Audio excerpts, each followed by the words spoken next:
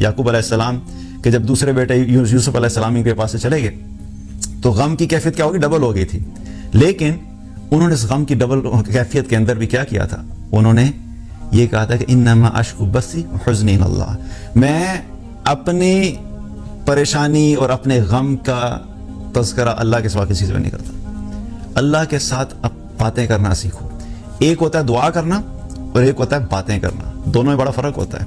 दुआ जो होती है वो अल्लाह से फरियाद होती है, अल्लाह दे दे दे दे दे दे, मांग ही रहा होता है इंसान कुछ ना कुछ, कभी माल मांग रहा होता है, कभी जॉब मांग रहा होता है, कभी बिजनेस अच्छा मांग रहा होता है, कभी रिलेशनशिप ठीक करवाना मांग रहा होता है, अल्लाह से मांग रहा होता है। बातें करना उससे एक डिफरेंट लेवल है। बात करने से इंसान का दिल क्या होता है, हल्का हो जाता है।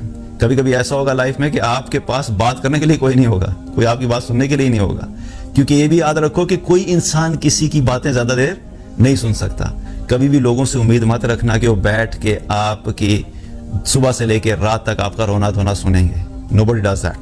You should have your own connection with Allah subhanahu wa ta'ala. वो अल्लाह है जिसके सामने तुम बैठ के 2 घंटे भी रोगे ना, सुन लेगा। 3 घंटे बातें करोगे, करता रहेगा।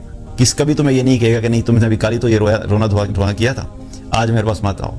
किसी इंसान के सामने आप सिर्फ चंद लम्हों के लिए अपना दुख बयान करोगे ना, उसके बाद वो बोर हो जाएगा। दूसरी दफा करोगे फिर सुन लेगा, तीसरी दफा करोगे वो आपको कह देगा यार अभी तो तुमने कहा है, कल ही तो तुमने ये बात किया, बस कर दो ना, कितना रोगे, कितना जो है इसके बारे में करोगे।